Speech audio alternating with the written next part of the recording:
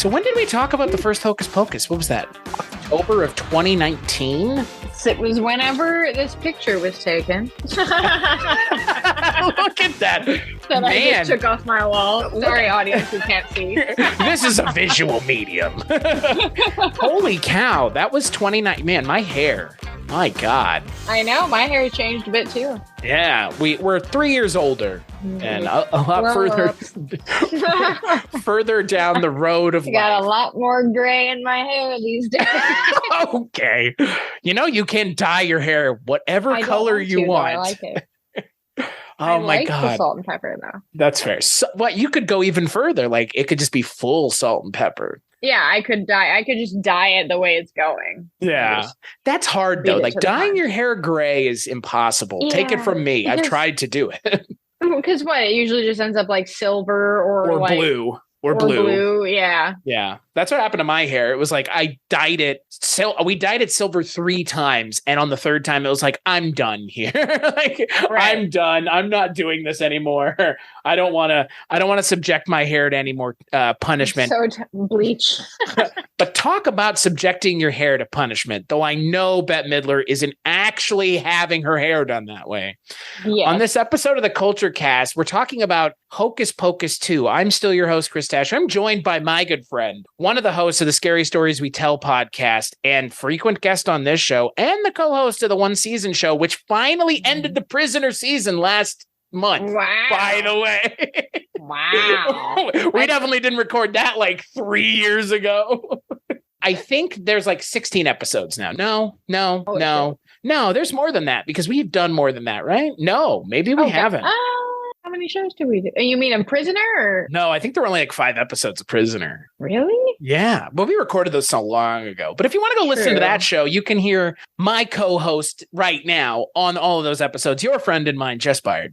Hello. I am back. I was not at the time when you and I podcasted about this movie, the first one, randomly, seemingly. Right. I was not that big of a fan when we talked about Hocus Pocus back in the olden days. But on this episode, we're doing another bonus episode because it's October and we like to run ourselves ragged in October. So we're going to be talking a little bit about a movie that just came out last week on Disney Plus. So you can watch it for free if you have a Disney Plus subscription. We're talking about a film that honestly, in a lot of ways, can't even believe exists. Hocus Pocus 2. I banish thee from Salem forever. They were right to fear thee. Magic has a way of uniting. Happy 16th birthday, child. I have a gift for my favorite customers. Legend has it, it's on the 16th birthday that a witch gets her powers. Lock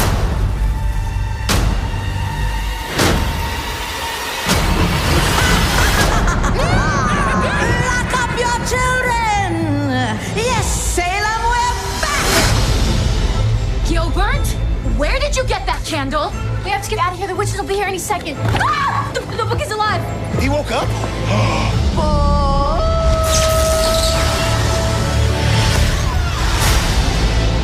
If we intend to live past sunrise, we have to steal their souls. Whoa, wait, can we talk about this? No. We must fly! We run amok! Not freak out. The vengeful maniac obsessed with getting revenge on Salem sounds very bad for Salem. We should get some salt. Why? So it tastes better when they eat us?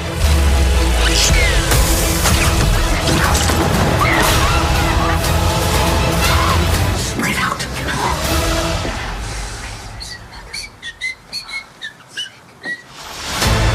Sisters!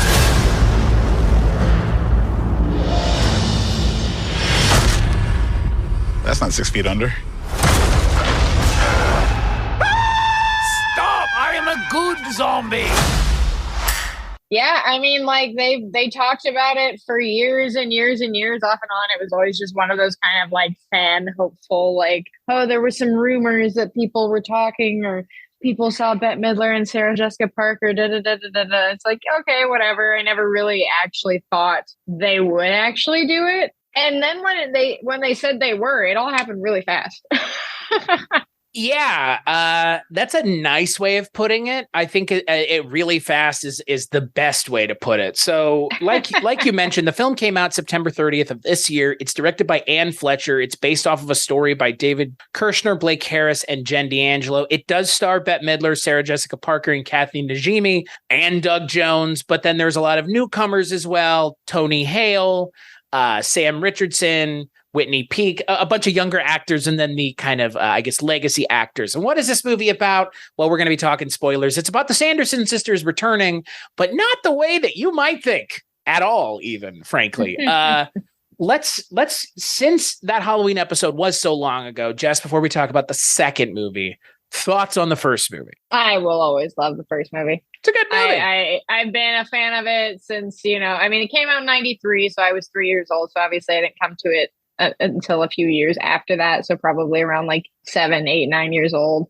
And I loved it then. I will love it now. In that episode, I'm sure we talk about the various plot holes and, things that happen in it that are kind of goofy and whatever as adults. But I still think it's a fun movie. I think that the, Sanderson sisters are a fun group of characters to see. And I think that they still are in this movie. Yeah, I'm one of those people that the first movie, I wasn't a fan of it for the longest time. I think recently it's become this kind of like, oh my God, you don't like Hocus Pocus. Like now it's a thing. Yeah. Obviously it's a thing now, given that there's a fucking sequel to it. So let's just, get that out of the way right here. If this movie has a sequel, first one must have been important enough for some people, but the first movie is a horror movie, period. Yes. Very much so. Like it might not be a straight horror movie. It's more of baby's first horror movie in a lot of ways, but it has real bad, right? It has real villains who they're played like actually, villains. There are stakes. There are very real life and death stakes in Hocus Pocus. So when you come to the second movie, mm-hmm. There are stakes in this movie, but I think. Well, we'll talk about it. We'll talk about the movie. But Jess, I want to know, what did you think of Hocus Pocus 2? I came to it pretty skeptical. Like, I was happy, to hear that it happened. I was happy that it was Bette Midler and Sarah Jessica Parker and Kathy Najimy. Yes. Back. I was happy that they were actually all coming back, because if you were going to do Hocus Pocus 2, there's no point in not doing it with them. Right. Like they do carry the first movie, because they're all actors. They're all real talent. Like they were seasoned actors before they got to Hocus Pocus, and they're able to carry the movie. In this one, I was really skeptical that the story and whatever the added elements around them would be. I figured that those three would still be on their game, because they're very outlandish characters anyway. So I think getting to play up those campy roles, works for them. I thought it was good. I thought it was better. It was better than I was expecting it was going to be. It had an emotional appeal that, while the first one has an emotional pull to it, it was a very different one, relating to different themes that we can talk about later. But I liked it. It was cornier, I think, than the first one, in certain aspects. I thought that it was, because I've seen Hocus Pocus 1,000 times, it was interesting to hear a lot of dialogue and writing from the first one get recycled in this one, that I was like, I know those lines. Are those lines from the first movie? They're just kind of rewritten in a different way, which yes, there's argument for that being lazy writing, but B, I think that it actually worked in this sense, though. It didn't feel, I recognized it because I've seen the movie 1,000 times, but had I not, watched it a whole bunch of times before then, I don't think I would have noticed. So I think it didn't stand in the way. So I, like I mentioned now with the original film, I came to it late. It's not something that I grew up with, not something that I have a big frame of reference for as a child. So I didn't have a lot of nostalgia for the first movie, which I think is good as someone coming to this movie, because it's interesting. This movie doesn't traffic in nostalgia as much as I thought it would, which is a very good thing in a lot of ways. And I say that because the reason that I personally feel like a lot of sequels in this day and age and the way that they're being made now, I feel like a lot of sequels are just like nostalgia baiting, using nostalgia as a quick and easy solution to actually writing an interesting story with character development where the characters that you are familiar with, the characters that you know and love, actually go through a transformative process. You know, if this movie had the Sanderson sisters just showing up, being bad,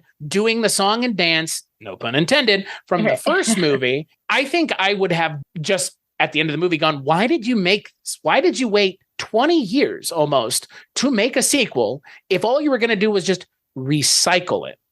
Oh, and the Sanderson sisters are back and they're coming to kill everybody and they're going to take children away. I'm glad that that was left in 1993. Yeah.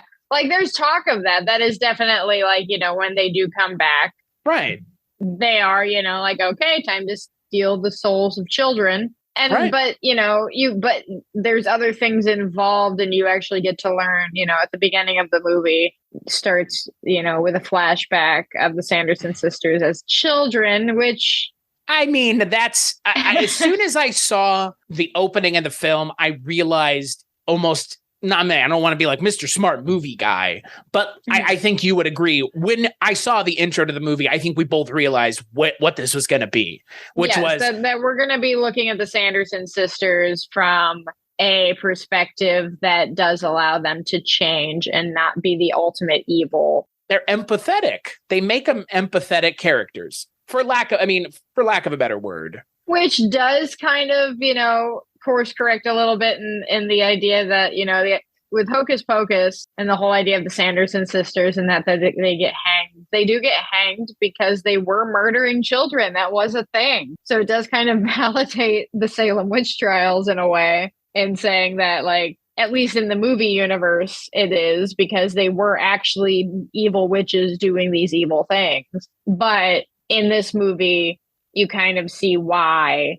and like where that comes from a little bit. And so it's, yes, making them more empathetic and making them actually set up to have an arc as opposed to just being a through line antagonist, like with no change whatsoever. Which, to your point, if they had done that, just made them come back and do the same thing just with new kids, I would have been very much like, why? What was the point? Because we did this again. Like, you're just going to have to get rid of that. Like, you'd have to just get rid of them for good. Right. And they would come up with a reason for, you know, a way of doing that. But I like the way that they chose this round to actually make them people. Well, and I agree with you. I mean, again, like, that's thinking about it now with hindsight, the characters, I mean, the portrayal of witches in media, I think that's one thing I do appreciate about this movie is it kind of takes to task this idea that, like, well, it's always about the patriarchy and the patriarchy's doing its best job to keep, you know, women in line. And that's a big part of this kind of story that they're telling is, you know, down with the patriarchy. Yeah. So, and I appreciate that. I mean, I know that's going to really piss a lot of people who watch this movie off, which is fine. Sure. But at the same time, like, it's the truth. Down with the patriarchy. Down with the angry white men, like that. And that's the thing that I appreciate about the Tony Hale character, which is, again, like, he is a descendant of the Reverend who was antagonizing the Sanderson sisters, rightfully so. Again, I mean, that's the problem. Like, the problem I kind of have with this movie at its core, though, is what you just said. They're still child murderers. Like, they still did it's that. Not like you can't undo that. You can move forward and past it. And I think the movie does its best to do that. Success-wise, I think by the end of the movie, you don't care as much. Right. But it is a hard pill to swallow that they're mythologizing. I mean, look, you know, you and I have a scary podcast where you and I talk about weird, unexplained things in true crime, and they just did a Dahmer show. And they're mythologizing Dahmer in a little bit of a way. They're kind of doing that here. Like Yeah. you're mythologizing 3 murderers, but they sing and dance, so it's okay. Like it's kind of weird. Yeah, they're charismatic and they sing and dance, and they make, they have quips and things, and they ride around on Roombas now. Right. But so one question I have for this movie is I'm a little confused on what the universe is, because at one point the Sanderson sisters, they're in somebody's house or whatever, and these 2 guys are watching Hocus Pocus. And so I'm like, yeah, I don't get it either. Yeah, and so I was like, well, wait a minute, is like that's for people people that aren't you and I and other people who watch movies and ask those questions. It feels like they just did it, right? Because like that breaks everything right there. Like how are they watching Hocus Pocus? World. Yeah. How are they watching the movie that they're in? Yeah, exactly. Because it's the same 3 actresses. Like if it was like, if they had done like a goofy, like little like reshoot of like a scene from Hocus Pocus where it was like 3 other actors playing the Sanderson sisters, I could see that. And then later on they run into like, because at this point, like the Sanders, and I guess they were in the first movie too, but the Sanderson sisters are like the icons and the like what you dress as at Halloween if you're a girl in Salem. And so they're meeting people and like little girls in costumes that they're wearing, which I know happens in the first one too. But yeah, it confuses me on what in what actual world any of this is happening, because if you're watching the movie that they were in, then I don't. I don't understand, because to further muddy things, we have the character played by Sam Richardson Gilbert, who owns the old Sanderson sister house, which is fine, but he saw them. He saw them. So the night in 93 on Halloween night. Yeah. He was wandering down. But that's a movie. But that was also a movie. Like I don't understand. It again, like I appreciate what they were going for. I understand that they're trying to be kind of cute, but I don't know. Maybe it's probably our fault. We're overthinking it. Yeah, but also don't put Hocus Pocus in your movie. Right, because now I'm confused. All right. It's like in Harry Potter when in universe somebody plays that. Like, how do you know? How do you know that? Like, how do you that's a Harry Potter theme song? Like, how do you know that in universe? Or it's like when it's like in something like a new movie that just came out, Confess Fletch. It has John Hamm and John Slattery playing Fletch and his boss. And it's like, why did you cast them? Well, because they were in Mad Men, but that makes no sense outside of a literal real life point of reference. Like, how can you do that? I don't know. It irks me when movies do it and don't explain it. And they do it a lot. I mean, there are plenty of movies. There's plenty of movies where they're watching, movies from the real universe or not. I'm trying to think. There was something I was watching recently where they were like, oh yeah, like in Star Wars. And it's like, so Star Wars exists in this universe? Like, how the hell? Yeah. Or, I mean, in Not New Nightmare, in Freddy's Dead, Johnny Depp shows up on a TV with this is your brain on egg, or this is your brain on eggs. This is your brain on eggs. Smashes an egg. And so, I mean, like, fine, it's meta stuff. I get it. It's being cute, whatever. But it just seemed that was just that you have plenty of other nods to the movie happening in this movie. Right. You don't need to show the movie.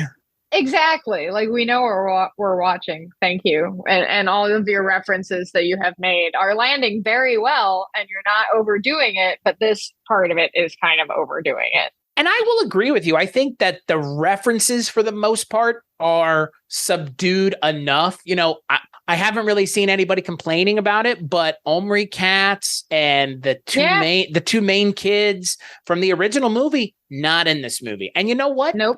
Good. Like, I'm dead serious. Like, Omri Katz, Vanessa Shaw, like, they don't need to be in this movie, because then it makes the movie, and then it makes Hocus Pocus about them, and it should be about the Sanderson sisters, because it's about them having to overcome who presumably they would be very unhappy about the Sanderson sisters coming back, given that their experience with them was pure, we're trying to murder you or your sister.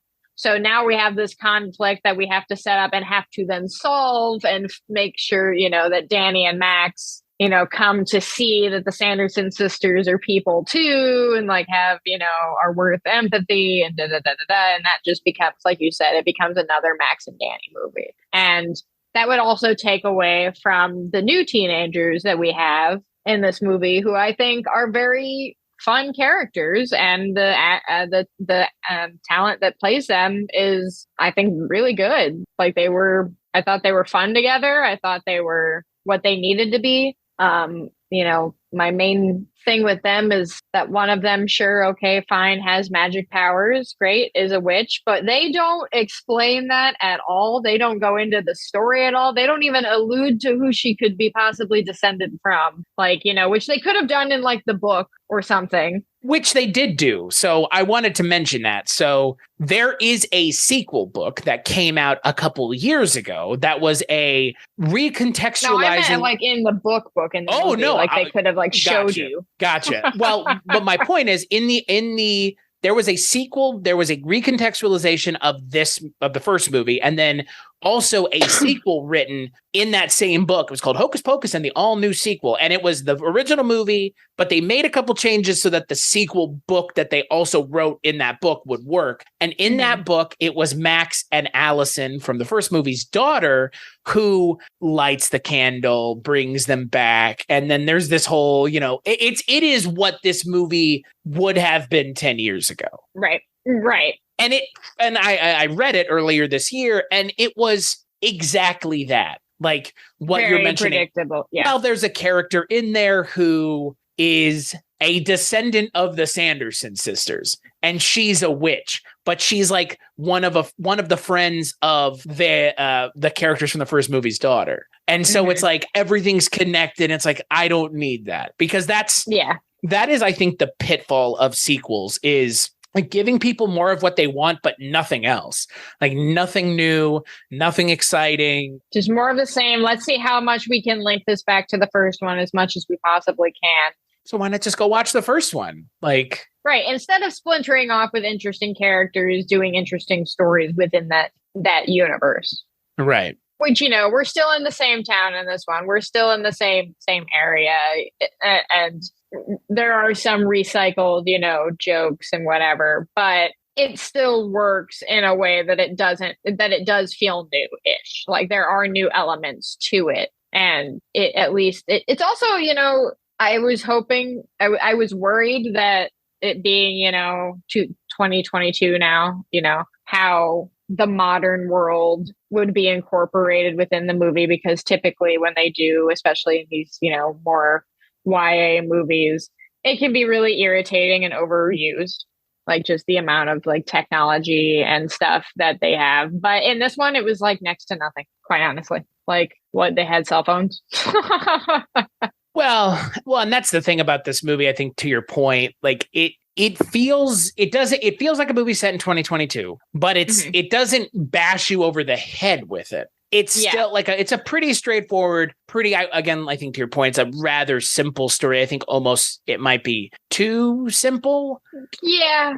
There's no villain in the movie. Like I don't like halfway through the movie, the Sanderson sisters aren't evil anymore is what it feels like, or they've been toned down. They're stripped from their, just somewhat spoiler alert for people who have not watched it, I guess. But, it's halfway through the movie, the book, Winifred's book, after Winifred performs a spell or when she is contemplating performing a spell that she's not supposed to perform under any circumstances, the book chooses, what is the main character's name? Oh, Becca. Becca.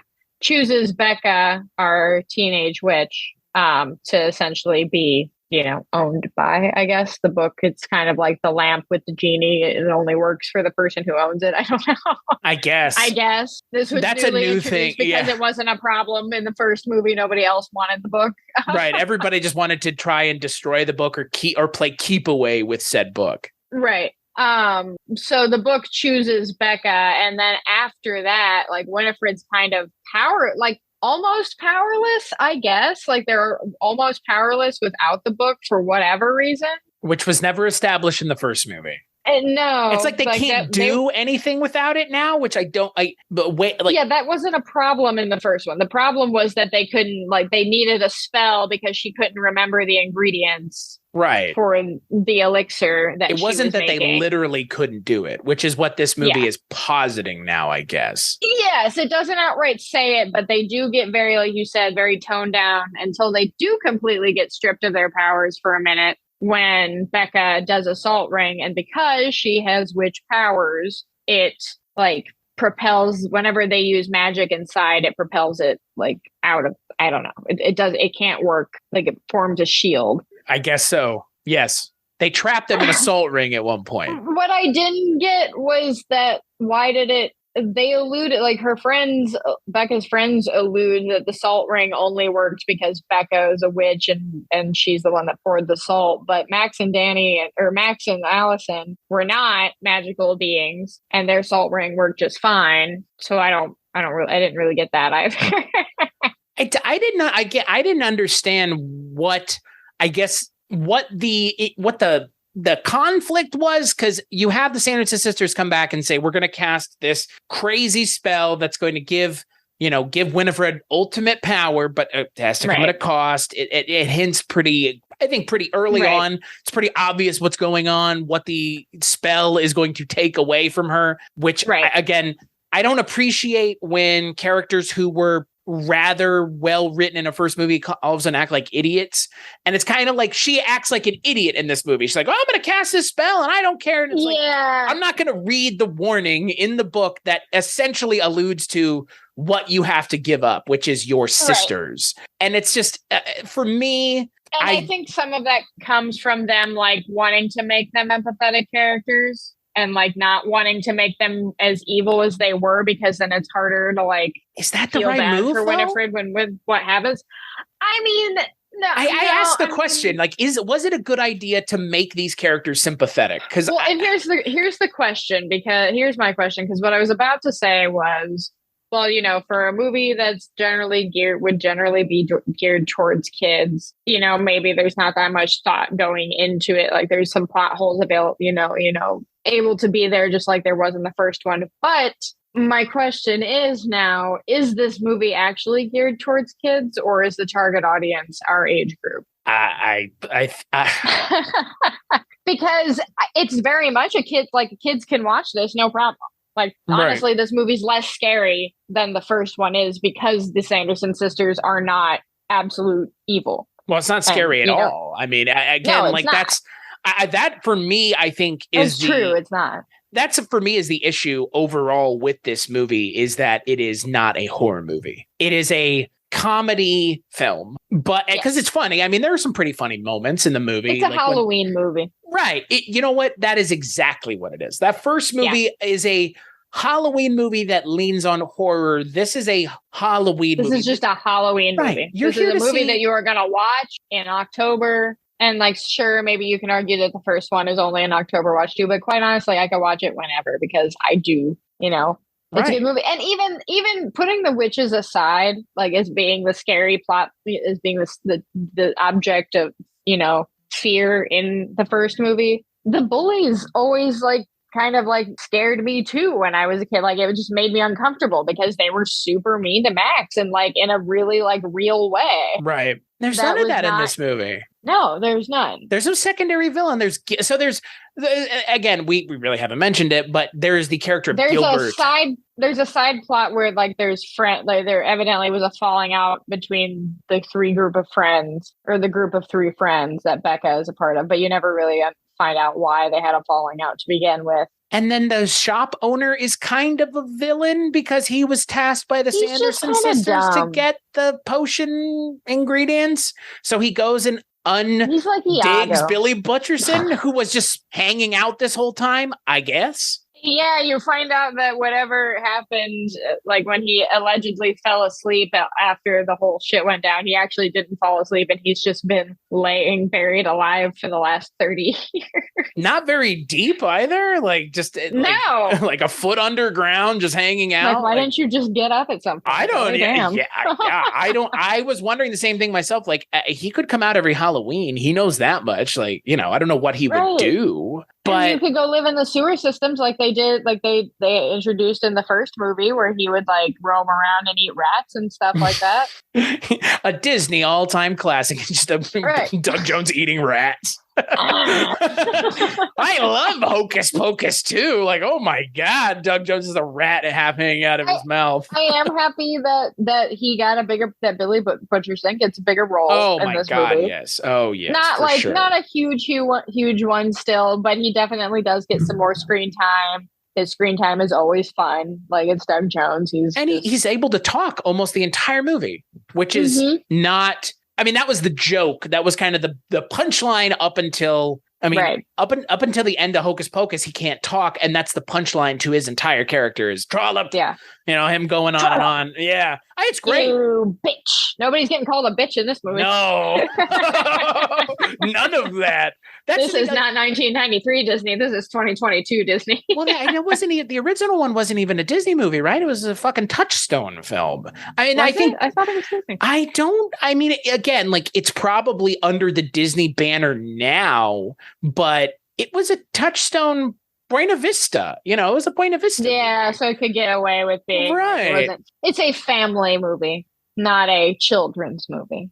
And I think that's what I was missing from this movie. Is this movie has no edge. It's completely sanded off, which is fine. It's the story that they're telling here is about redeeming 3 child murderers. But like the thing that made them good in the first movie was that they were like hilariously overly evil, but like inept too. Like they all checked a box for like what kind of like stereotype witch. You have like the witch who eats kids with Winifred, then you have the inept idiot witch with Kathy Najimy, and then the sexy witch with Sarah Jessica Parker. Like you check all the boxes. So it was about 3 characters representing one, and now it's like, oh, now they're all their own character and it's all its own thing and they're all going to be redeemed. And it's like, I appreciate that, but these are different characters from the first movie. Right. And, and that comes into like what the themes of this movie are. And the overarching themes very much of this movie are about friendship and, friendship and sistership and, feminine relationship all around, like of what that means, between either it be a group of friends who've been friends, since kindergarten and are going through, big changes with being teenagers and stuff now, or that they're sisters who have been, with each other on and off for 300 years. And those themes are very sweet and they're very, I am glad to see them in movies, especially like in juxtaposition where the first one is very much like it's a love story about, it's a teenage boy lusting after a teenage girl. And like, I'm so glad they don't play up the virgin thing in this movie. Is really, there's one joke and it's fine. And then it's never mentioned again. Unlike in Hocus Pocus, where the virginity thing is mentioned probably no less than like 10 times. And it's always in a derogatory fashion towards Max. And like, and it's uncomfortable because Max is like 14, guys. Yeah. I would hope, I would like, not that I would say like, he is. Yeah, like I know. Yeah, I don't know if that's weird to say. Like, I hope he's a virgin, but like they also make mention that like Allison in that movie is not virgin. Yeah, and she's also they allude 14. To that. They allude to that. He makes there's a joke about her boobs. Like there it's a lot. Some of that 1993 edge is I am glad missing from this movie. Yeah, but the insensitive edge, one might say. Yes, but the actual like building of like a villain, a kind of fantastical villain story without actually having any real villains or there's no stakes in this movie. Quite honestly, no. There is a villain. So Hannah Waddingham plays a witch at the beginning who, look, again, if you watch as many movies as you do and as I do, you've seen these tropes 1,000 times before. And they show her in bird form over and over again in the movie, even to the point where she's in the finale. And then there's a after credit scene too, which I don't know if you saw. I did not. Yeah. Sure. So at the end of the movie, the cat that's been running around, that's totally not anybody, supposedly, jumps up onto a countertop or onto a bookshelf, and in the background of the shot, you see a box that says BF2 2, BFC 2, Black Flame Candle number 2.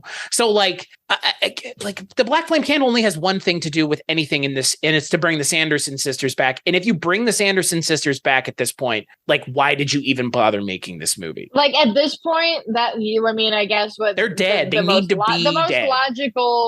The most logical and albeit trite, overplayed story that I could see from that is that they bring them back, and it's an effort to fight the bad witch from that has to be what it is. Right. Or that is their mom. That is their mom. And they have to come back to fight her. Like, you know what I mean? Because it's like, who is she? Who was the Sanderson sisters' mom? Why are they just 3 children living in a house together at one point? Like, it's like at the beginning, that's what it is. It's essentially like they're orphans, and Winifred has, taken on the responsibility of caring for Sarah and why am I spacing on her name? Mary. Jesus. I was like, Sandy? No. Sandy Sanderson? That'd be a good name. But yeah, she's tasked with caring for Sarah and Mary. And then they're like such like little nightmare children around the village that the Reverend is like, burn the children at the stake and try to separate them essentially. So yes, the heavy hinting of what inevitably will happen.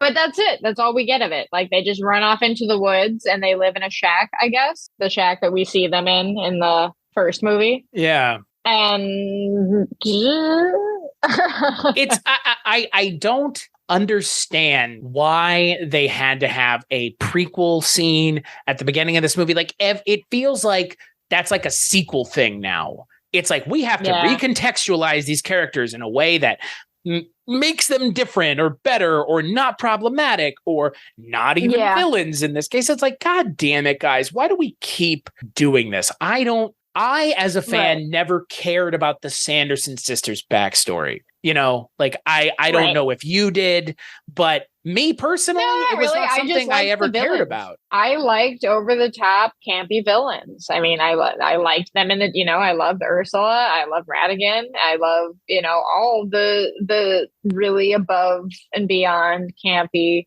villains. So, Bette Midler, and especially doing that role, I just liked the cartoonishly evil thing. Yeah. She's having a good time in that first movie being evil. And then we get to this movie and they neuter it completely. Again, it's not that I didn't like this movie. I just, for it taking 20 years for them to make it, I would have thought there would be more than this. Because this is really just like, you get to see the Sanderson sisters. It feels very short. Well, it feels like it came out on a streaming platform. Like in a lot of ways, you know what I mean? Like it doesn't feel like a movie in a lot of ways. It feels like a Halloween special, which is perfectly fine. But don't ask me as a fan of the original movie to forget the underlying character motivations that they had in the first movie. There's no way they would magically just change overnight. They were locked away by kids for 20 years. They should not want to, come back and be all about like, well, don't you know that everybody's into witches now and witches are cool? And it's like, but they're still child murderers. They don't care if witches are cool or not. No. All they should care is whether or not it makes it easier for them to achieve their goals. And I know we talked about at the beginning of this, like, well, if they're going to make this, at least they didn't just remake the last movie. And it sounds like I'm complaining that they didn't just remake the last movie. No, I'm complaining that they just didn't really make a movie. Period. It's not much of anything. Made them evil for a grand. The problem is that they take away any of their stakes pretty much at like the middle of the second act. Yeah, pretty much. And then after that, it's just kind of a lot. It's a little bit of a meandering around, and them, It's about family, Jess. Okay. Yeah. It's about the bond between sisters, and you juxtapose the new characters against the Sanderson sisters, and lo and behold, you have something that means something to someone. But again, it's like the easiest, laziest way of doing it. You have 3 characters, and then you have 3 other characters. Okay. Like, I don't know how else you juxtapose it any other way, but it's so obvious, right? They could have kept them pretty, evil for a grand majority of the movie and had a reason for them to flip, or at least for Winifred to flip. And I mean, really kind of, I would argue that really Winifred of the 3 of them is probably the one that's honestly the truly like if we're using evil as like a general term, is probably the one that's actually like she's the instigator, right? Right. Like Mary and Sarah are kind of just doing whatever Winifred's saying because that's how they live their life and that's their dynamic. But if they were under somebody else who's like not an evil child eater, they would probably be like, all right, well, whatever. This is what we do too. So, well, there's a moment in this movie where they show Sarah Sanderson chaotic. standing up to Winifred too. And that goes nowhere. Yeah. It goes nowhere. Literally, it ends in the scene that they bring it up. Like, why even do that? Yeah, like after they get do the power and she's like, hey, I've taken care of you too throughout all of this. And I am just as powerful and I deserve to be treated that way. And then they play it off as a joke, I think. Right. Yeah. It's literally a Marvel moment where they undercut a serious moment of possible character growth with jokes are funny and you're dumb. Yeah. It's really like you're dumb. And I think that's the other gay. I mean, that's the other issue I have with this movie is like, I think what you just mentioned, once again, it's all about Bette Midler, which is fine. But like Sarah Jessica Parker and Kathy Najimy are great actresses in their own right, and they should have been given more to do. And Kathy Najimy's character and Sarah Jessica Parker's character are barely witches. One has a siren call, and the other one sniffs the air and smells children. Wow. Winifred can actually do magic, I believe. Can they? Are they witches? Like you said, are they? Are they just sycophants? Are they just followers, not leaders? I think, I don't know anything about witchcraft or how any of it works, but I think the idea is that the more, a reason that there's various reasons to have a coven, but having more of you and having especially when you have a very tight bond makes your magic stronger. Sure. Which they talk about and so in I think the movie. So I think when they do spells together and stuff like that, it does help Winifred and make the spell stronger, but they don't seem to have the zappy finger, right? That she has in the first movie and doesn't have in this one until they do the ultimate spell and then she has it. I guess I just realized that as I was saying it. I'm like, wait a minute. She had because there's the whole put you there with the. Well, she turns Thackeray Binks into a cat in the first movie. Yeah, with her magic, right.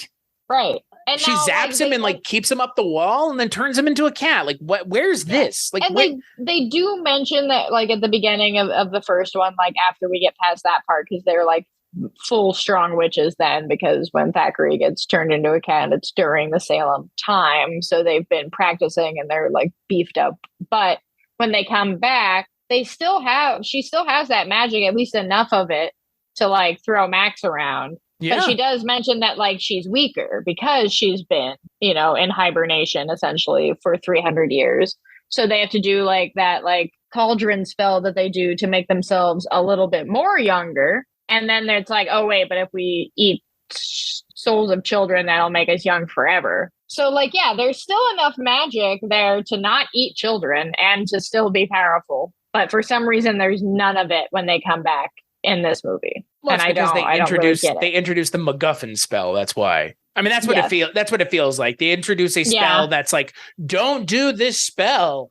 If you do, bad things will happen, to the point where the book now has agency, and the book's I'm not going to let you see that. And it's all right. Yeah. Nope, you're not allowed. And this movie falls into a trap that so many sequels do, which is introducing a bunch of stuff that breaks the first movie. Yeah. Right. And then in an attempt to an attempt to correct it in certain ways to make it work for this movie. Right. But a very neutered version of the first movie. It's neutered to the max. Like you said, there's no stakes, there's no villains. And in a lot of ways, I mean, the biggest complaint that you could walk away from this movie with is it just feels like a movie that they made to set up a fucking sequel or a TV show or some third property that is going to trade on the Hocus Pocus name, but have essentially nothing to do with it other than lol witches in Salem. Like I could see either a prequel show, or I could see, a show with the three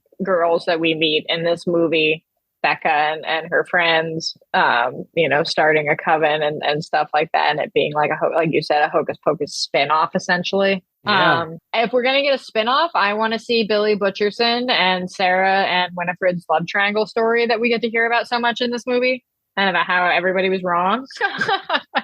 It felt like that feels like a just response by committee. You know what I mean? Like, oh, he wasn't actually a bad guy. It's like, it doesn't matter. Like, I don't care. He's been locked in a crypt. Like, of course he's not a bad guy. No one deserves to become a zombie for 300 years or whatever the fuck it was. Like, right. With his mouth sewn shut. And yeah. What's weird is, and also they I kind of got that illusion in the first movie too, that it was like, they say that like Winifred got jealous of Sarah and did what she did, which is still essentially what happened. It's just, that Billy didn't actually date Winifred like it was said that he did. And why was their love life so well tracked? Like children's love lives. 12-year-olds. Well, not necessarily, because I don't know how that whole kissing Billy Butcherson thing is referenced when they're kids. In the first movie, they kind of in the first movie, you're made to believe they say they're teenagers, right? Well, but like they look 12. I think in her kissing Billy Butcherson already has happened, right? At the beginning of this movie, they talk about it. They literally say, like, you kissed him. Yeah. That's why I don't understand any of this. Like, it makes, like you said, it makes no sense. True. Because they're, like you said, why are their lives tracked so well? They're literally children. And that was why it's weird, because then again, we're supposed to sympathize with these characters and feel like Winifred's not a terrible person. Right. I mean, honestly, she's a pretty shitty sister. She is in the first one too, but because she's a villain, it's more forgivable. Not forgivable, but it's more expected. Right. Because obviously she's an evil witch. Like, she's not going to be nice to anybody. Like, there was no empathy written. No. And her being, terrible to her sisters, you can't argue, is like the way that she does express like her care about them and stuff like that, because she doesn't know how to do it any other way. But it works better when they're villains. It's less problematic. At least for the majority of the story. I am all for them having a character arc change. Yeah, agreed. To like make them into redemptive characters. I'm so here for a redemptive arc for them. That's fine. I love it. That's great. But I think that they just didn't know how to get there. That like it was either too. I don't know. I don't know what the reason was, but it kind of feels like just the entire second act feels like they didn't know how to get there with the arc of the redemptive story. So they just kind of pushed them to the side until we could get to the third act, which is then, the big climax with the spell and da-da-da-da-da. But there needed to be a bit more of a bridge to what was happening. Like I need like the Sanderson sisters to really be working to get back to whatever they're trying to accomplish, instead of just hanging out for, 30 minutes of the movie. And that's what it feels like. It's nice to see Bette Midler and Sarah Jessica Parker and Kathy Najimy in the film and back as the Sanderson sisters. I mean, that's why you're here. That's why you're watching this movie. That's the reason anybody's watching this movie. And there's a musical sequence. Right out of the gate. Right out of the gate. Oh God, yeah. They got it over with fast. They were like, we know you want one of these. There's two. There's one in the graveyard, and then there's one on stage, one or the other. Yeah. One or the other. Because, like, I think my favorite scene is in the movie is when they show up, and then they're like, the one friend is like, who are they singing for? And it's like, for you. And it's like, God damn, that was great. And then they do it again. They redo the scene from the first movie again, and it's not very good. Yeah. And it's not very good. And I mean, I was appreciative of seeing a bunch of drag queens, Ginger Minge and Kimora Hall show up. Cool. That's great. To what end? No end. No end. And there's like an idiot boyfriend character that goes nowhere. Like, it feels like they just have a bunch of ideas. And then it's like, you know what? You should have made this movie about the Sanderson sisters coming back. And what does that mean for people in 2022? Yeah. Not like, how do the Sanderson sisters deal with being back in 2022? Because like, they're not going to deal with it very well, regardless of when they come back, because they're out of time. But the people we go to a Walgreens, an actual Walgreens. Not just product placement by Walgreens. A whole ass Walgreens. And they, are all enamored by the electric door, which sure, by the sliding door, which sure, yeah, we get that in the first movie too, when they're like freaked out by the TV and cars. all of a sudden they're a lot great, more comfortable awesome. with everything all of a sudden. Exactly. Yeah. They adapted like really well this time around. You know, I did like the Roombas eating the salt. I thought that was funny. I mean, that was when that happened, I was like, oh, okay. Like, that's why they're Roombas. Like, now it made sense. Like it not only made sense, but it was like it was a nice way to get themselves out of that situation. It worked. It didn't feel contrived. Right. Like Tony Hale standing in line for a caramel apple for half of the movie, which felt like beyond fucking contrived. Like, you took Tony Hale, who's ostensibly the fifth greatest actor in this movie behind Doug Jones and the other three, and you did nothing with him. Like, why? He's literally just standing in line for most of the movie trying to get a candy apple. Yeah. Like, no exaggeration. Specifically for one vendor. Yeah. Because nothing else will work. He's gonna cream his pants at the thought of these fucking caramel apple. I kind of liked him though. Like, I liked the character, like the dorky dumbass dad. Like, I kind of wish there was more with that. Like, that would have been more fun. He interacts with the Sanderson sisters in one scene. Like, really? Right. Really? I mean, how they could have done some dumb possession thing too, and like had like the Reverend actually take him over, and that would have been kind of like, that would have added some stakes to it. It would have been a little contrived, but it would have at least gave him more to do and gave his character more of a point, other than just being descendant from a guy that don't you understand? He's like opposite of his Reverend ancestor. He's opposite. He's just a big dumb idiot who loves Halloween. I mean, it kind of works, and candy apples. but they don't do anything with it. Like, that's it. Like, that is as much as they do, is say he's an idiot. Yeah. He's like a big, lovable, goofy dad. Like, everybody knows. Well, and I do kind of want to know what happened to Allison's family, though, because they were pretty prominent family of Salem, from what we gathered. You know, of their Halloween party and everything. Like, wasn't her dad the mayor or some shit? Yeah, he's the mayor in the movie. Like, it's it strikes me of a little bit of a, what is it, Back to the Future 2, where it's like, I'm gonna be mayor. It feels that same, like, 300 years later and nothing has changed. Like, right. Yeah. Other than he's adult now and not a terrible, Witchfinder Pulsifer, whatever the fuck he's. I mean, that's what it's supposed to be. I've been reading Good Omens, and that's the Witchfinder general thing is really what he's going for. Which I think I love Tony Hale. He's great. Just like give the poor guy more to do, because he's a great actor. But just it was a very undersold or underdone performance, just because there was nothing to do with it. Like, it was just literally just standing in line and acting like a goofball. So, we mentioned things that like they bring up and then they don't really kind of tie up. And like the second musical sequence that happens is the one that turns an audience into, like zombies, dancing machines, like can't, dance until you die situation. But it's a dance until you find the Reverend or Tony Hale, essentially, which they do. And then I guess they're just done, because unlike in the first movie, when we do like everything's done and whatever and the sun's coming up, they do go back to the people that you'd kind of forgotten about throughout the movie and find out that they had still been dancing that whole fucking time. Like, for real. She was going to kill them. And she was going to dance them until they died. Literally. They were those parents. Charles Rocket was going to die. Pass out. Yeah. Right? Like, that was the whole point of that. She's like, dance until you die. Like, until they're actually dead. Yeah, they're just going to leave them in this room, like in this hall, and just let them dance, until that happens. But in this one, it just kind of ends because it was a dance until you find someone situation. And then nobody even, like, bats a fucking eye about it. Well, they don't even find him. They find him, and then they just take his caramel apple, and then they go away. Yeah, they really didn't. They just, I guess they found him, like they came upon him, and then that was enough. She didn't say find him and bring him back to me.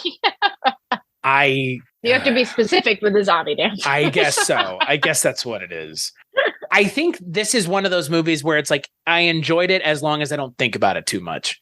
But once I start like really doing what we do here on this podcast and like actively talking about it, it feels exactly like what it is in a lot of ways. A very weak follow-up to a movie that has a lot of style. That's an interesting movie that has some pretty good performances that are rather, I wouldn't say scary per se, but Bette Midler. Wow. Bette Midler's performance in that first movie is great. I mean, it's fantastic. Oh, yeah. In this movie, it's not much of anything. Like it's trading on the cachet that you had from that first movie. Like way to not do much other than say, like, without saying "memba" the first movie, they kind of just do that. Like "memba" the Sanderson sisters. Like, yeah, this is what they're kind of like. They're 20 years older now. Yeah. I mean, to be fair though, they really don't look it. Not much. I mean, you can tell they are older, but they still look great. I mean, they were doing a weird thing with Sarah Jessica Parker's eyebrows that they didn't do in the first movie, where they had her eyebrows like come down beneath her brow line, which very weird, strange, it was off-putting choice. Some of her, the makeup ugly up Sarah Jessica Parker. Weird. Don't ugly up any of these women, please. Like, don't do that. Like, they're all great looking. Yeah, like, just leave them. Yeah, and you can tell that they're great looking. Let's leave them. And you can tell they're having a good time. Bette Midler's having a good time. Bette Midler's 76. She looks good for her age. Kathy Najimy looks fantastic.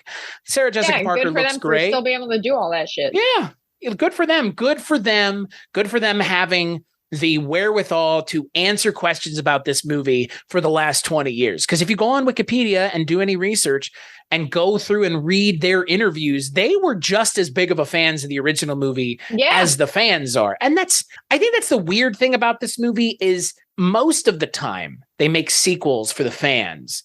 And this doesn't feel like it. This feels like a sequel that somebody was like, you know what? Let's make a sequel to Hocus Pocus, but I don't want it to be Hocus Pocus. Like, I want it to be a launching point for something else, which is what it feels like. Because like the way it ends, feel like, okay, we're retiring. Yeah, we're retiring the Sanderson sisters. They're done. Mm-hmm. They're not coming back. Which, like I said at the top of this podcast, if you're going to do a Hocus Pocus movie, you have to do it with the original three. At least one of them. At least one of them to put them away for another movie. But like they didn't do a very good job of that. Like that's the problem. It's just. Well, I mean, the thing is, the problem is that in theory you can always bring back the Sanderson sisters, right? You just have to light the candle. Completely undercut your emotional third act of this movie, though. I mean, look, I cried. I know. I mean, like, I get it. That's the problem. Like, if they bring them back, do they not undo the finale of this movie entirely? Do. Yeah, they do. And they totally do. And so, like... Then they made you cry for no reason. They made my wife cry for no reason. Like, it sucks. Right. That's my issue. It's like, if you do that, you're just proving a point. That's endgame shit.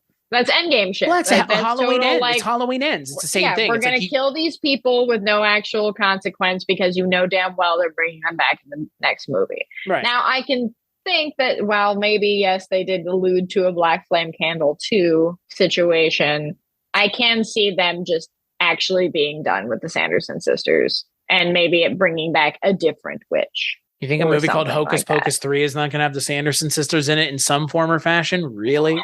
Really? Can you tell me that? Bette Midler's kind of old. I mean, if it takes less than 5 years, if it takes less than 5 years, I guarantee. I mean, hell, they could be filming it right now. We have no idea. Well, that's the thing. I mean, again, like by the end of this, I wasn't sure I wanted to see anymore. I would be fine if this was it. Yeah, I would be purely happy if this was it. Because like, whatever this is going to be more of this. And what this was rather toothless and neutered. And while we have we've picked it apart and we've talked about it in an analytical way, from like a little kid version of me way, like my inner child, I really liked it. Like I liked it. Was a fun time. It was a nice little hour and 20-minute whatever, good time with some good references with the witches that I remember and wanted to see. And, it was fine. It was what I wanted to see. Did I want to see a little more in the horror world? Yeah, of course I do. I always want to see that, like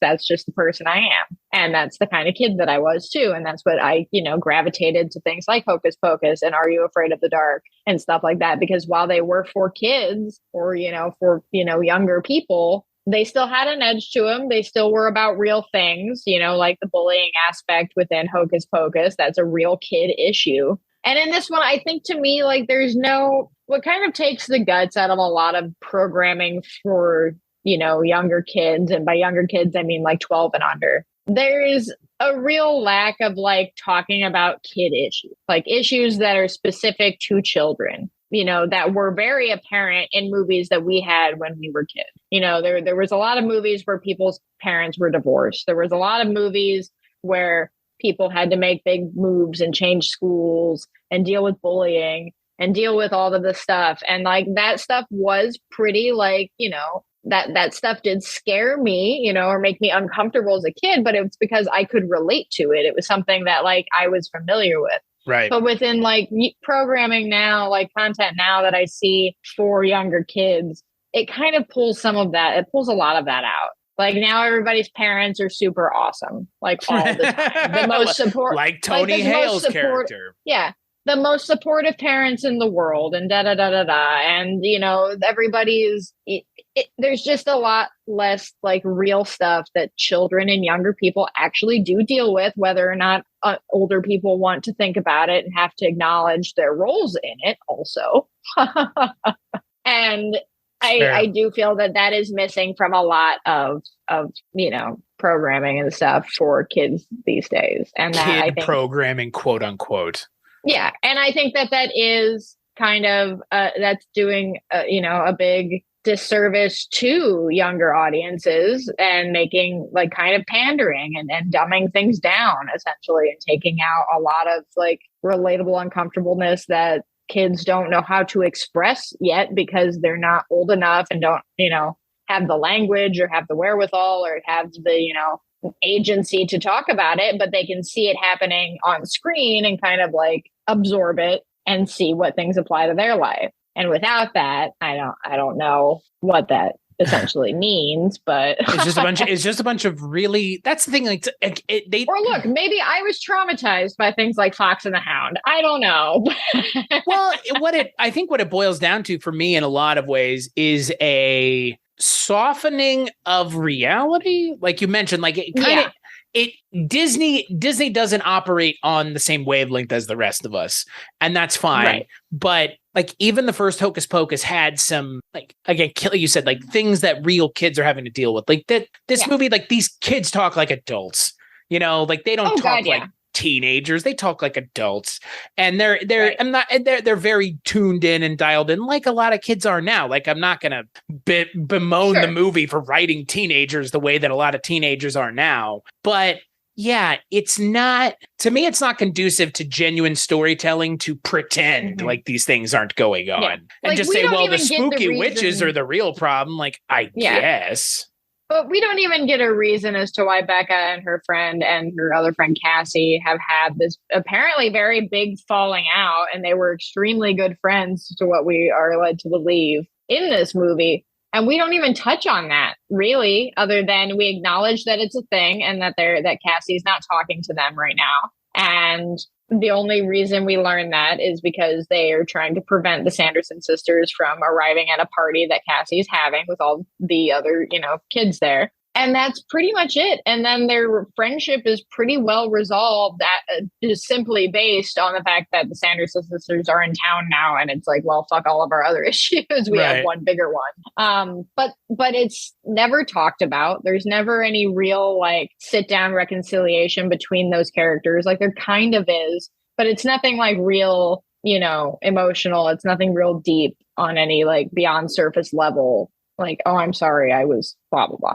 But that's a very, like you said, neutered reality of issues that kids have to deal with, and especially issues of friendship and friendship falling out and friend groups having problems, because those are like the end all be all issues for kids of a certain age. Like, you know, friend fights and friend falling outs are hugely impactful.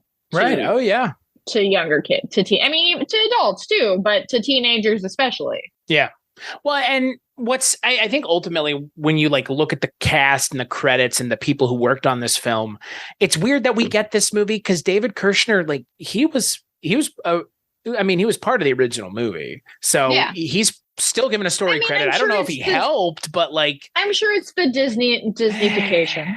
It's the Disney plussing of it. I don't like this movie could not come out in theaters, right?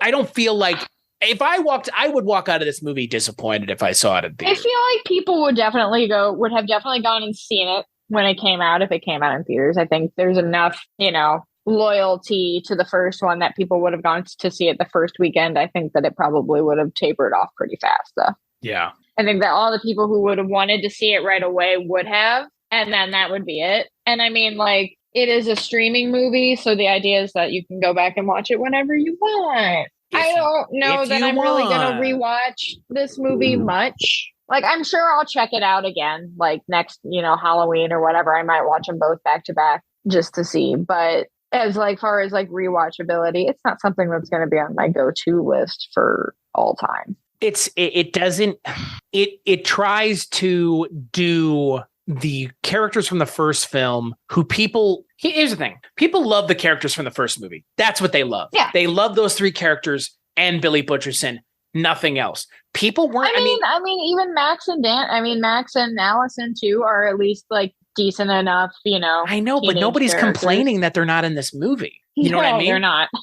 but and I think that's the issue, like, overall, Birch is too big of a star now, I guess.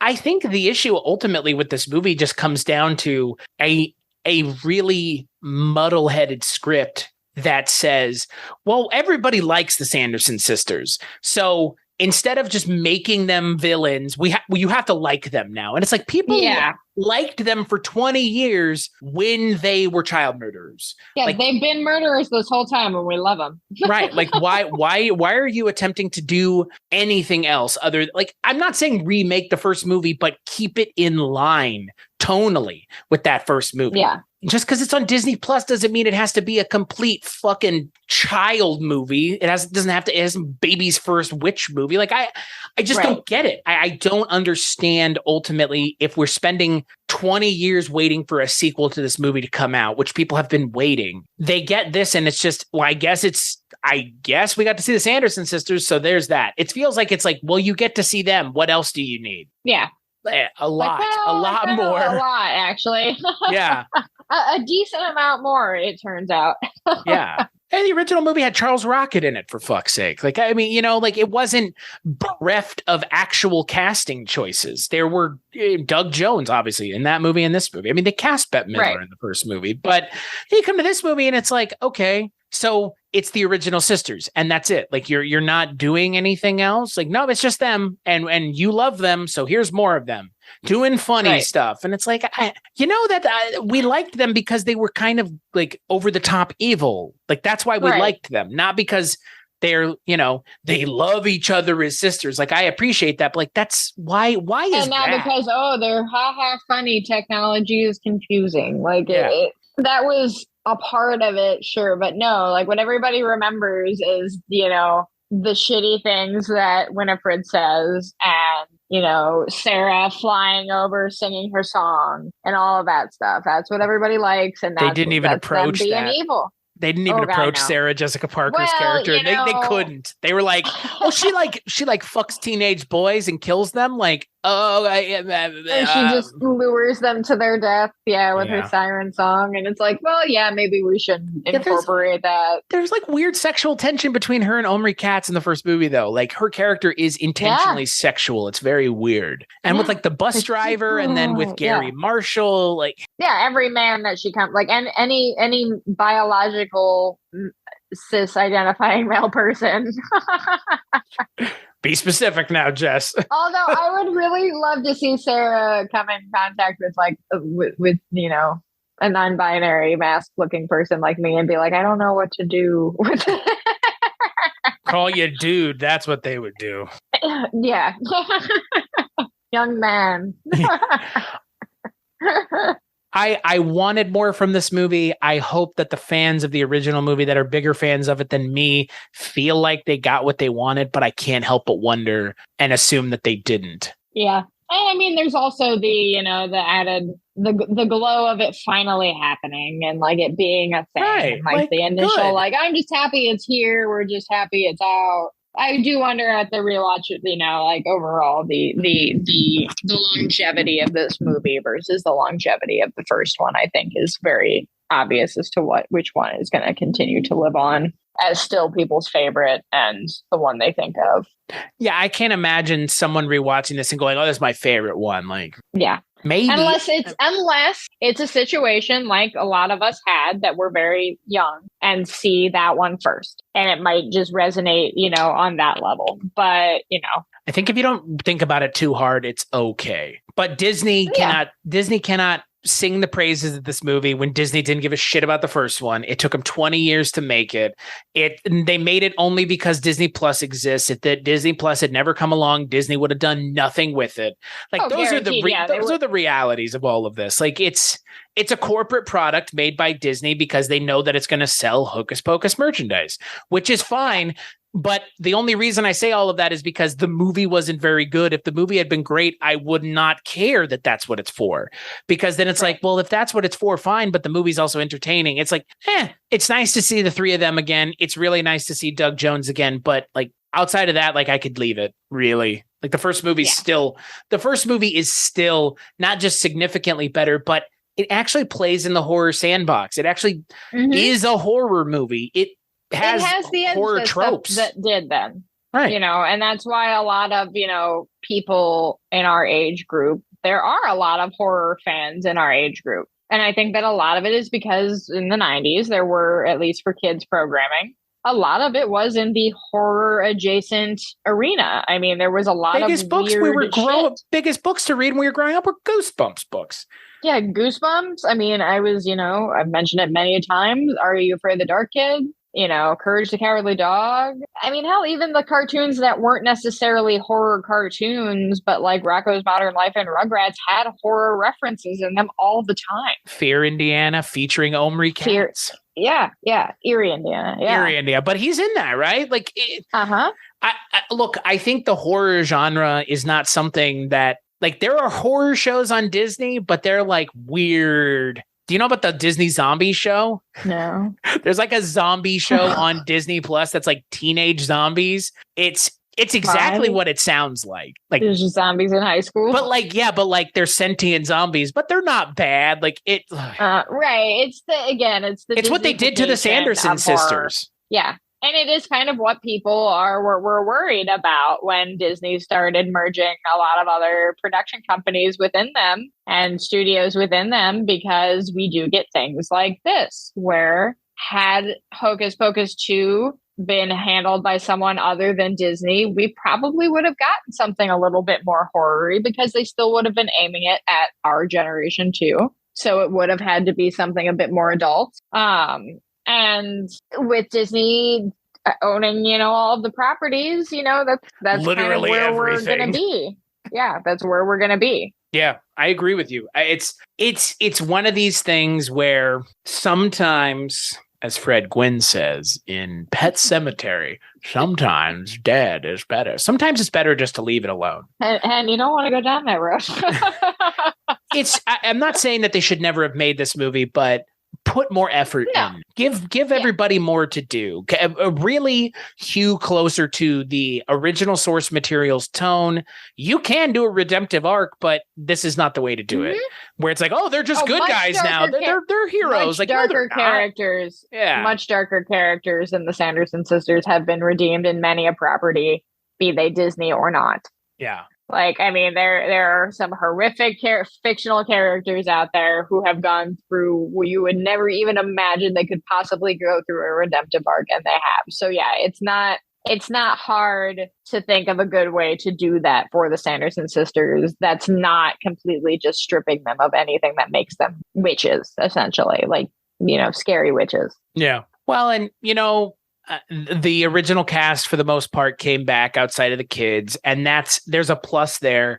Everybody got paid a lot of money, I'm sure. People are happy, like you said, that a second one came out. But yeah, for me, it's okay. And I was hoping for more, because there's part of me that worries that we're going to get Halloween Town something, and it's going to be this, and I'm going to hate it, and I don't want it, because Halloween Town is Hocus Pocus for me. And that's like, Hocus Pocus is not, it is a kid's movie, but it's not. Halloween Town is like definitely a kid's movie. Like I have no issue arguing that, but it has charm to it. Like this movie's not charming. And my concern is like they do Halloween Town 5 or whatever it would be. And there's no charm to it. And there's no charm here either. I did really miss, like I said earlier in this podcast, that it's a Halloween movie. And by that, I mean, it's a movie that you watch around Halloween time because the atmosphere it gives you is Halloween. It takes place on Halloween night, whatever. But unlike the first one, where the town that they live in, Salem, it is Salem. Right? It is Salem. It is Salem. Okay. This is in Rhode Island, not Salem. Yes, exactly. But they take away the look of the town that gave it that very fall feeling. Like in the first one, you get a lot of like scenic shots of like leaves changing. Allison's house is, all of the houses are completely decked out, like the town goes crazy for Halloween. Right. So they, all the houses are massive and do these really elaborate Halloween setups and stuff like that. And it looks cool and it feels like you're in Halloween. Halloween Town does that too, where it's a lot of practical stuff that sets up this very, Halloween aesthetic that feels fun to be in. And in this movie, there's really not, and by this movie, I mean Hocus Pocus 2, there's not a lot of that. And why, I do kind of have a problem with the Walgreens thing because it was so glaring that like, it is like it feels like you walked into a Walgreens with the fucking like bright fucking fluorescent lighting that they went for with that scene. And to me, it's like they went like, we're seeing this visual over seeing like, the fall aesthetic and things like that make it much more of a Halloween time feeling. Yeah, I agree. And hey, you know what I'm surprised by? I've been to Walgreens recently. They don't have like a giant Sanderson Sisters thing in there that they're trying to sell stuff. I was kind of surprised.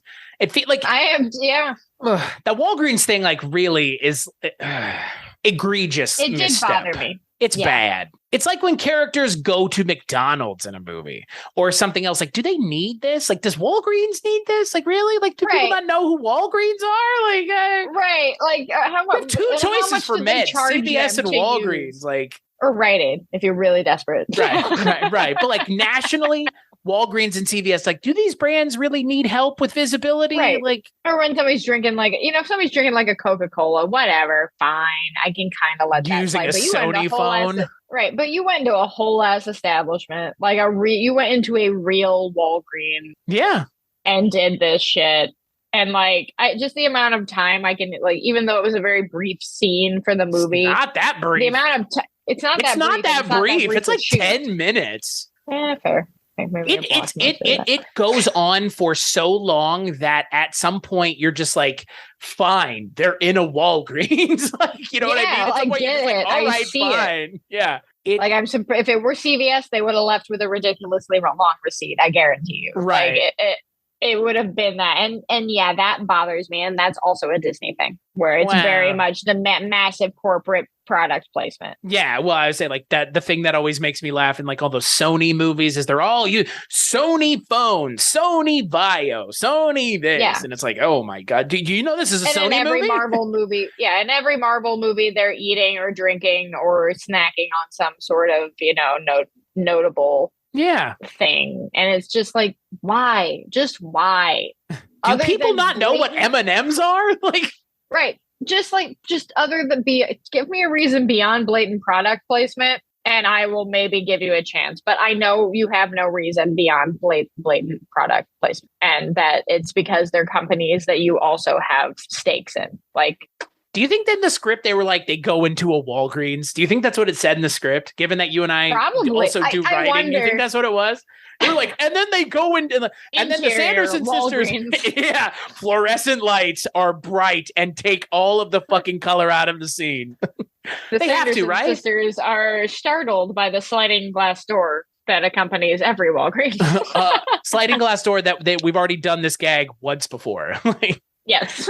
God. Yeah. I think if you could point to what the problem with this movie is. Like the Walgreens scene is almost like a microcosm. It's like you just don't understand. You think you understand what made the first movie good, which was the Sanderson sisters, but it wasn't just the three of them. It was also Doug Jones. It was also the direction by Kenny Ortega of all goddamn people. But it was also the influence of someone who we haven't even talked about. It was the locations. Also, Mick Garris, for fuck's sake. Like, Mick Garris is a horror director. He was a producer on that original film. Yes. I think he's a producer on this one. No, he's not. It's just he has a based on the characters by. And I feel like I'm not going to drag Annie Fletcher because she seemingly doesn't do horror movies. Some of her other films, Hot Pursuit, The Guilt Trip, The Proposal, 27 Dresses, and Step Up. Like, okay, but she's a choreographer for the most part, which is interesting because, again, which is why we get 2 dance sequences. But also Kenny Ortega is a choreographer. Yeah, which is why we got one really good one. Right. And so I appreciate what they were going for with having her as the director, but she also, it's not that she doesn't bring anything to it, but I don't think there's anything to be brought. I think the script is gotta be the problem here, like almost entirely. And I also wonder, like, budget wise, what's the budget difference between the first one and the second one? Because while we're still contained to one town in this movie, it does feel a bit bigger. Like it does feel especially with having 2 dance sequences, having the Walgreens, having, the town itself is bigger. It just seems like a bigger movie, and I'm sure the budget is because it's 30 years later, so guaranteed the budget would be bigger anyway. Hold on with this asshole pen. There we go. Yep, there's 1, 2, 3, 4, 5, 6, 7, 8, 9, 10, 11, 12 of them. Be gone. God, the only reason, like the only saving grace of winter is that fucking shit is gone. That's fair. But, obviously the 30-year difference would make the budget bigger just by inflation and cost, resources, all of that shit anyways. But I want to know, like, and, Bette Midler's, pay, I'm sure, has gone up all of their pays have gone up in the years that have preceded that. Sarah Jessica Parker and Kathy Najimy, have they done things since then? Oh, yeah. They're collecting residuals for TV shows that they were on for decades plus. So, yeah. Oh, right. Yeah. Kathy Najimy, voice of Hank Hill's wife in King of the Hill, right? Like, I think so, yeah. Yeah, and Sarah Jessica Parker, like, Sex and the City. Yeah, fuck, like, forever. Do you need to work anymore? Like, the residual checks Like, they alone. even brought that show back. Like, right, yeah. Isn't it still back? I think so, yeah. God, I think it was more than just a 1-season thing. Yeah. I feel like even with the budget that they had, the CGI is real not great. Yeah, it's not great. Thankfully, there's not a lot of it. I will say that at least it's not like hugely CGI'd. No, but it's still it still feels like a streaming movie. Like it does. Yeah. It feels very empty. It feels very like most, like my main complaint about watching TV shows streaming that like come out all at once is that it's really easy to do a lot of lazy writing in your mid-season episodes, because you're banking on the fact that people are watching them back to back to back to back to back. So they're getting to the plot points quicker than if they were being released weekly. Therefore, you can pad your show with a bunch of nothing because people are going to just breeze by it anyway, and not versus if you released it weekly, people would be like, I'm fucking bored. You better pick up the pace. Otherwise, I'm not tuning with the show. Right. And then it becomes oh no, ratings. But now people can just, watch 15 episodes on a Saturday, and maybe 6 to 8 of those episodes are actually worthy of actual story points. And the rest of it is just filler. And that honestly, like this whole second act of this movie feels like filler, as we talk about it. That's, I think, what we're coming to the conclusion here is that the second act is barely a second act. Well, barely anything even happens. It's go and find the ingredients, random character who we're supposed to care about but don't because you've given us nothing to do. And then the Sanderson sisters are just kind of hanging out and walking around in a Walgreens. Like, yeah, it's a go fetch quest. And like with a character you don't really give a shit about, where the other characters you do want to spend time with have just gone off. somewhere. Yeah, they're off flying around. They're doing bad things. I guess. Yeah. Well, probably not. These characters probably not. No, they're probably just hanging out in their house, in the Walgreens. Yeah, they're hanging out in the Walgreens is pretty sure. Like, I don't know where else they are, but they're probably in Walgreens. God. Yeah. This podcast is not sponsored by Walgreens. No, but I don't think the movie is either, but you could have fucking fooled me. Right. Final thoughts on Hocus Pocus 2, Jess? My final thoughts are that my inner child is happy that it exists. I had fun with it when I watched it.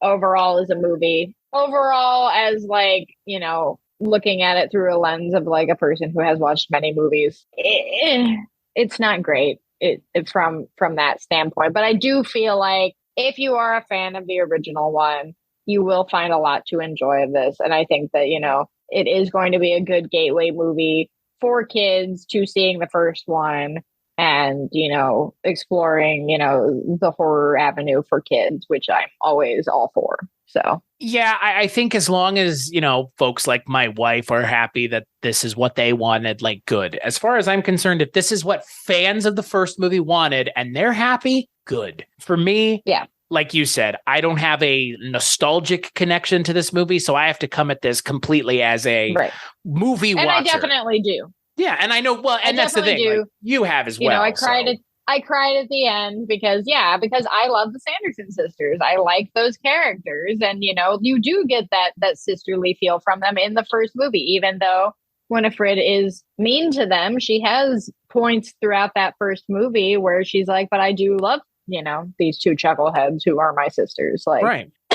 So there's that nice emotional throughway with them. But as far as everybody else in the movie goes, performances, fine, great, awesome. They play their characters very well. I'm not given much to know about their characters, so I don't care much about their characters. And look, because the movie doesn't want me to. Right. Well, and the movie didn't bring back the original 3 kids from the first movie, so there's no attachment there. Maybe they should have brought them back. Maybe that was the right answer, to bring them back, to really have it be a continuation of their story and their, you know, the other story. I mean, you know what? Why not just have the Salem prequel part of this movie be connecting the Sanderson sisters to those characters from the first movie, which gives us a reason to see them again. If you're going to retcon stuff, at least retcon shit to make sense. Don't just be like, oh, they got a book.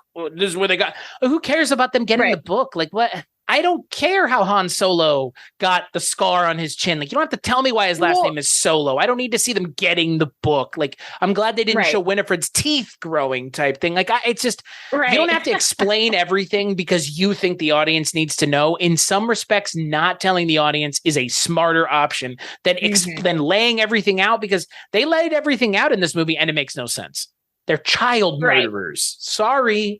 Yeah, like showing us them as kids isn't going to change that fact. And you kind of really don't, like, even by showing them as kids doesn't really redeem them even then, because they are kind of terrors of the town. Right. They light somebody's house on fire. Exactly. Yeah. So, I mean, like, they're reasonably, like, not liked in this town. Right. They're a problem. Like, why? And the whole thing with the book, you know, in the whole first movie, it's we got to keep the book away from the sisters, but then all of a sudden in this movie the book has a conscience. Right, like, why? And it's like, oh wait, no, these people are evil, never mind. I didn't realize that over these last 300 years, but now when they were murdering kids and turning children into black cats. But like, now that she wants to do that one spell, I've had enough. MacGuffin spell. Like, sick of movies with MacGuffins. I'm sick of it.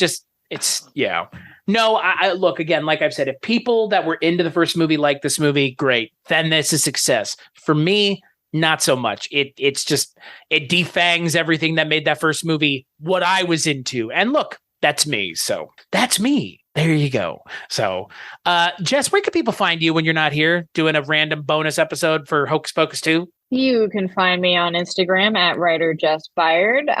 You can find me on TikTok at the same handle. You can also find me on our other podcast, Scary Stories We Tell. And you'll be finding me on more episodes of Kulturecast coming up. As for me, weirdingwaymedia.com, that's the podcast network that we created. And yeah, we have 19 and counting shows. So if you can't find something on there to listen to, it's not for a lack of having content, but there's plenty of things to find at Weirding Way Media. If you want to hear my stuff specifically, cstachiw.com, cstachiw.com. That's my link tree for all the stuff that I work on, but Weirding Way Media is where you're going to want to go. As for this show, patreon.com/Kulturecast. If you want to do the monetary thing, if not, just rate and review the show on iTunes. That's a better way if you can't do monetarily, which I totally understand because shit's hard, time's hard. Things are fucking weird, folks. Hocus Pocus 2 came out. Like, for real. Right. We're truly living in the end times. We're so desperate for something to make us happy that Hocus Pocus 2 came out. Yeah. Will this take me away for an hour and a half of my day? Yes. But I still have to return, unfortunately. So, Jess, thank you so much for joining me. This is fun. It's been Absolutely. since June since we did one of these. And we'll catch you on the next episode.